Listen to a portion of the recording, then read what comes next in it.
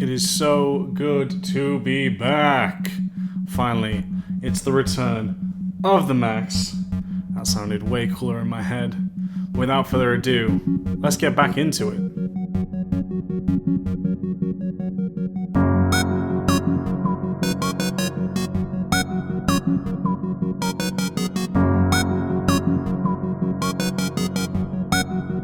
Hey everyone, I hope you're well, playing and or making the games that you all love.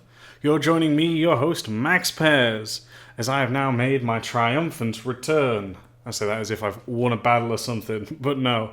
As most of you know, sadly I have been not as consistent recently, sadly due to the fact that I've just been overwhelmed and swamped with so many things going on, and I just want to say again, thank you so much for the support and those who have left, sadly, whether it be through Stop Listening or left the Patreon. I just want to say I'm sorry to you guys as well as I am to everyone. It was not my intent to stop, obviously, but sadly life, as we all know, has different plans and obviously throws a curveball every once in a while. So with that, I just want to say again, thank you so much for the continued support, and I'm honestly so happy to be back. Again, it's fantastic to be here talking to all of you amazing people, and it's just good because I enjoy doing this, and not being able to do this has made me, just reminding me how much that I do enjoy it, and also how much I enjoy going to the gym, because these last few months I am definitely sitting heavy on this chair. But no, again, just thank you so much, everyone, for sticking through. And I'm so happy to be back and be chatting with all of you amazing, amazing gurus. Now, with that in mind, this will be kind of a shorter episode. That's because I've just finished the course that I was on, which for those of you who don't know was the CGMA level design course put together by Amelia Shantz, who is one of the co-lead level designers at Naughty Dog. And then the tutor was none other than Patrick Haslow. Just want to say a huge thank you to them for putting on the course, and to all my course mates that did help me throughout my time being there as well. I really appreciate what they've done, and I really enjoyed my time there. So just again, a thank you to all of them who did all of that amazing, amazing stuff. So that is kind of why I've been away. Also busy at work, traveling for work as well. So some family issues. So it's all been very much go. So that's why I've kind of been hectic and all over the place. But with that in mind, as I said, I've just finished the course. This episode's going to be a bit of a shorter one than usual, but it is, as always, the reading list. For me, it's normally the beginning of the month. We're a little bit late, but we'll keep that a secret between us. And just suggesting to you amazing gurus some stuff that I found while I've been on my way traveling, and that I've been able to read and watch, which I think have some really cool and great information for all of us. Now, with that in mind, let's get into it. Some of you know that I would have just recently finished Undertale, and my god, what an amazing game. Truly, just so clever, so smart, so interesting on just a number of different ways. Doing things so different from what's normally been done. For those of you playing, you'll know what I'm referring to. I don't want to go into too much detail here, because I don't want to spoil any of that for anyone who has not played it. And when I first started Undertale, that was on PC, I actually couldn't get into it. I didn't know why it had so much hype behind it, and I was just confused. It then came out to the Switch, and I'd constantly heard good things no matter where I went, so I decided I would pick it up again for the Switch. There you go, Toby, you have taken my money twice. No. And I decided, because I was on the go quite a bit, I was able to use it and get into it. And it was also thanks to a stream. I watched someone play the first section and was just like, oh, there's way more to it than I realized. And a great video on this is by Snowman Gaming, and where they break down the morality of your choices. Now, there's a lot of moral systems within games such as Fable, Mass Effect, Dragon Age, and many others. But how it handles its morality is a very, very interesting one. It goes into such things as your choices always being remembered by the game.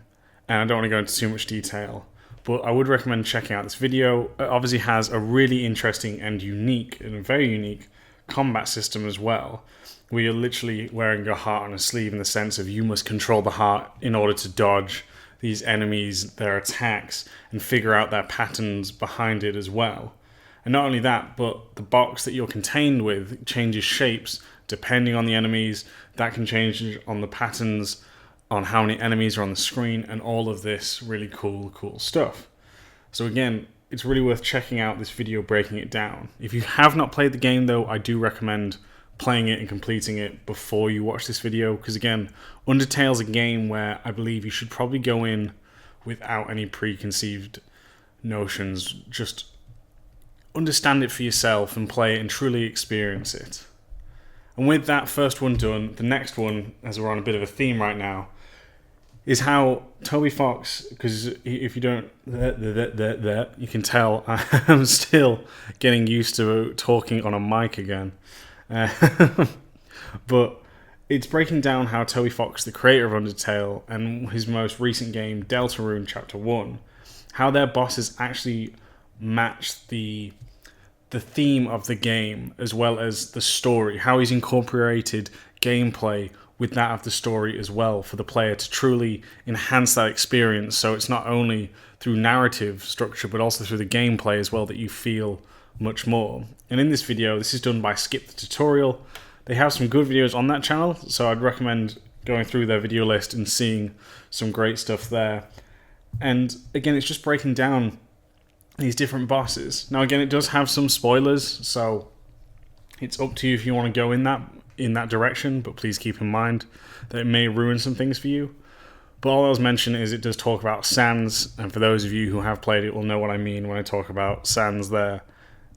And yeah, just showing again how Toby Fox has thought about different things coming together, and things I didn't realize, especially about Deltarune, how it addresses and kind of, how do I say this, comes like full circle on itself in terms of the boss to what you'd met in previous characters earlier in the game. So yeah, really check that one out.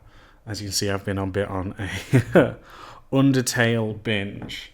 Now the next one is that of something that I really can see myself getting into, and is something I actually want to move on to later when I have some free time, and that is Super Mario Maker 2.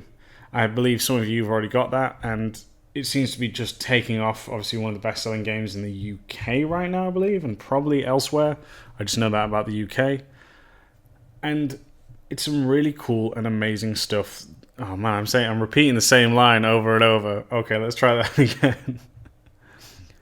It's great to see the imagination of all these different users, and that's really something that is always refreshing to see, because a lot of people making these levels aren't, I'm going to put in quotation marks here, professionally trained level designers. And you can see that in how they've designed certain things, whether that be a level which you actually just do nothing, it just plays either music or plays the level for you, and that's a very interesting one. Or if you just want to be a horrible person and torture those players, because that seems to be a running theme on it. But we're not talking about Super Mario Maker 2 just by itself. We're actually talking about one of the previous alumni and guests on the show, none other than the great Christopher Totten. For those of you who don't know, he wrote the book An Architectural Approach to Level Design, in which the second edition, I believe, is out already as well. And he was previously on the show. Very nice guy. Really enjoyed talking to him, picking his brain. But what he's done is he's got an entire Twitter thread breaking down what you should think about when you're making your levels. What is it that you can do to help your level stand out? And also tips for you, because this could be some of your first level, and maybe it is for a Mario game, who knows, because I know that this is going to be an interesting one when I get on there, and that's why I've taken note of this Twitter thread, because there's a lot of stuff there that I've not done a platformer in a very long time, and I've never done a professional released platformer. So there's some great tips on there, which I just strongly recommend for anyone who's getting into it and maybe wants to help spice up their level or raise the quality bar. There is going to be that you can check out there, and that is numero tres. And this is going to be the final one, as I said. It's a bit of a shorter episode today, but looking at the timer, it's not actually that short. Okay, and this one is an article on Gamma Sutra, and this here has been an interesting topic that I've been trying to learn a lot more about. And this is the breakdown of Gears of War and how they create, and there's the original Gears of War here, and how they create great combat encounters. Now, this is written by Z. Peters. I hope I pronounced that first name correctly. It's Z-I, so if I haven't, I do apologize. And some great work here, as it's giving you, again, some great introductory factors and elements that you should be thinking about when you're making a combat space for your level. And it does so by firstly deconstructing the knock-knock level, I believe, in the original Gears of War. Breaking it down in terms of one of the things it mentions is the hourglass, how you break up your combat with corridors. And not only that, your spaces are obviously drastically different in terms of size, and contrasting that so the player will instantly recognize that this space is probably going to be a quieter space versus what will be a space that will have gameplay for them. So I think that's a very, very cool one there, as well as just talking about other such things. And again, I don't want to steal too much and talk too much about it, because it's better that you go over there and experience and read it. And talking about such things you should think about, such as flanking routes. How do you highlight these? How often should you put them in there? And that sort of topic, as well as enemy front. So you can tell when you come into cover, because of where the cover is placed, you can kind of know where you and the enemy are going to be interacting with one another, and much, much more.